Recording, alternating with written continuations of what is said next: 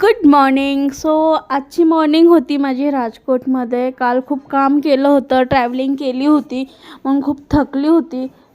पडताच झोप लागली. फोन पण तिथेच राहून गेला, समजलंच नाही. त्यानंतर देवाला थँक्यू म्हणून ही अपॉर्च्युनिटी आली माझ्या आयुष्यात. असं मी माझ्या दिवसाची सुरुवात केली. फ्रेश वगैरे झाली आणि नाश्ता ऑर्डर केला. जरा म्हटलं ऑडिट आहे, फ्रेश वाटलं पाहिजे म्हणून फ्रूट सॅलेड आणि सँडविच हेच मी ऑर्डर केलेलं. आणि रूम सर्विस पण अशी क्विक होती की एकदम झटकेफट मला माझा नाश्ता आलेला. मी ज्यूस वगैरे पिलं, फ्रूट्स खाल्ले आणि सँडविच वगैरे खाऊन मी असं माझा ब्रेकफास्ट कंप्लीट केला. फुल हायफाय फिलिंग येत होती. असं वाटत होतं की पिक्चरमध्ये, सिरियल्समध्ये, जे टी व्ही सिरियल्समध्ये दाखवतात तसंच माझ्या आयुष्यात होतं आहे. असं बघून मला खूप आनंद होत होता.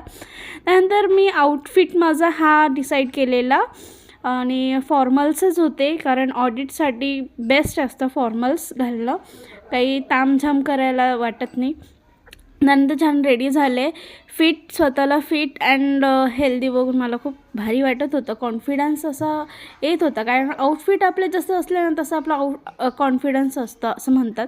कॉन्फिडंट राहायला पाहिजे. आणि त्यानंतर मी माझे सेफ्टी शूज अँड फॉर्मल्स घालून मी निघाले ऑफिसला. आमच्या राजकोट प्लांटला ऑडिट होतं, ऑडिट करून आले. आणि तिथे मोबाईल अलाउड नव्हता म्हणून मी काही शूट नाही करू शकले तिथला. पुन्हा रेडी झाले, ड्रेस वगैरे चेंज करून मी हा ड्रेस माझा कसा दिसत होता प्लीज कमेंट करून सांगा. मला खूप आवडतो हा ड्रेस आणि खूप भारी दिसत होते मी यात. मला असं स्वतःला बघून खूप कौतुक वाटतं. मी आले मग रेस्टॉरंटला आणि छान स्टार्टर मागवलं. आधी चीज बॉल होते, खूप क्रीमी आणि खूप क्रंची होते. मला खूप आवडले राजकोटमधले चीज बॉल. मी खूप मिस करेल त्यांना. मी छान असं एकटीनेच सगळी चीज बॉल संपवले. बाई इतकं टेस्टी कोण कोणाला शेअर करेल, आणि एकटं म्हटल्यावर तर विषयच नाही, कोणाला शेअर करायचं टेन्शन पण येत नाही.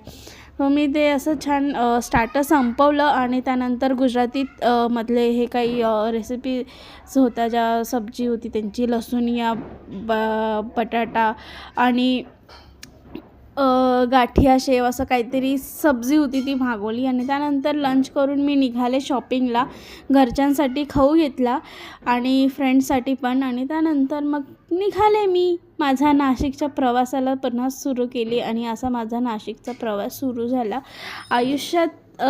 म्हणजे मी तर प्रवास करते एकटीने, तुम्ही करत असाल की नाही माहिती, पण एकट्याने प्रवास केला पाहिजे. खूप काही गोष्टी कळतात प्रवासातच, खूप काही गोष्टी शिकायलाही मिळतात. स्वतःसोबत एक ट्रॅव्हलिंग टाईम स्पेंड होतो आणि खूप मज्जा येते. Bye, thank you.